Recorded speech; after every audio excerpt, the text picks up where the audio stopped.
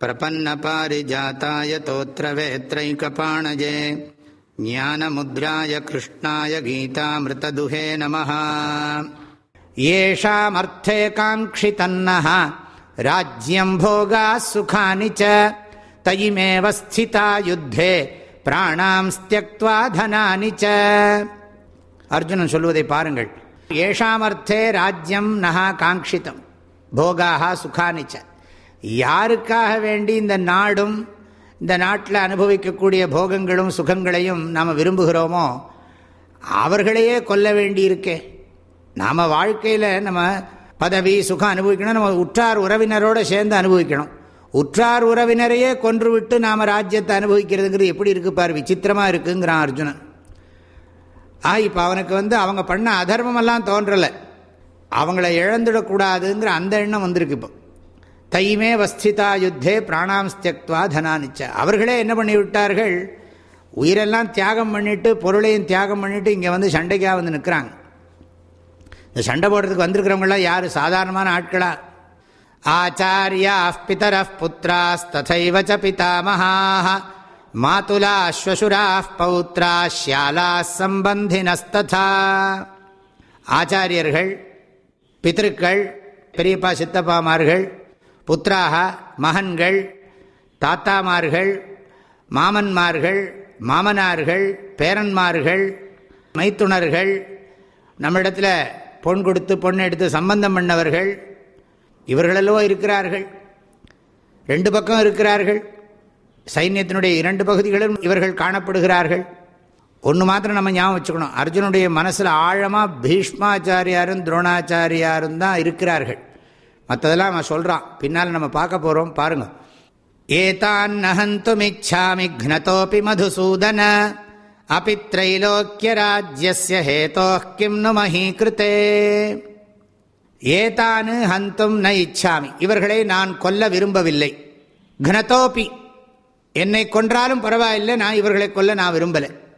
ஹே மதுசூதன, மதுங்கிற ராட்சசனை நீ கொன்று இருக்கிறாய், நீ ராட்சசனை கொன்று இருக்கிறாய். ஆனால் நான் உறவினர்களோ கொல்ல வேண்டியிருக்கு, அதில் என்ன கொன்னாலும் பரவாயில்லை, இவர்களை நான் கொல்ல மாட்டேன். இல்லை நீ இவர்களை கொன்னா உனக்கு சொர்க்கலோகமெல்லாம் கிடைக்கும் அப்படின்னா, யாருக்கு வேணும் சொர்க்கலோகம்? சொர்க்கலோகத்தையே எனக்கு கொடுக்குறதா இருந்தாலும் எனக்கு இது வேண்டாம், இந்த யுத்தம் வேண்டாம். பூமியை நம்ம கைப்பற்றி இதை ஆளணும் நான் சொல்லவா போகிறேன், நினைக்கவா போகிறேன் அப்படிங்கிற அர்த்தத்தில் சொல்கிறான். அப்படி திரைலோக்கிய ராஜ்யஸ்ய ஹேதோஹோ கிம்னு மஹீகிருதே. சொர்க்கமே வேண்டான்னு சொல்கிற போது பூமிக்காக சண்டை போட மாட்டேன்னு சொல்லவா வேணும் அப்படின்னு அர்த்தம். நிஹத்யதார்த்த ராஷ்டிரான்னஹ் கா ப்ரீதி ஸ்யாத் ஜனார்தன பாபமேவாஸ்ரயேதஸ்மான் ஹத்வைதாநாததாயினஹ. அர்ஜுனனுடைய மோகம் விருத்தியாயிண்டே போகிறது. கிருஷ்ணர் மிக மிக மிக அமைதி காக்கிறார். அவன் சொல்லுவதை பொறுமையாக கேட்கிறார். பகவான் எங்கேயோ அந்த பக்கம் இந்த பக்கம் பார்த்துன்னு இல்லை, அவன் பாட்டு சொல்லிட்டு போட்டும் புலம்பட்டுன்னு விடலை. பொறுமையாக அவனை உத்து பார்க்குறார். இதெல்லாம் நம்ம அர்த்தம் பண்ணிக்கணும், கற்பனை பண்ணி பார்க்கணும். இந்த அர்ஜுனன் சொல்லக்கூடியதெல்லாம் ஒரு பக்கம் நியாயம் மாதிரி நமக்கு தோன்றும், ஆனால் இடம் சரியில்லை, சூழ்நிலை மிகவும் சரியில்லை. நாம் இது மற்ற ஸ்லோகங்களை தொடர்ந்து பார்க்கிற போது நன்றாக புரியும்.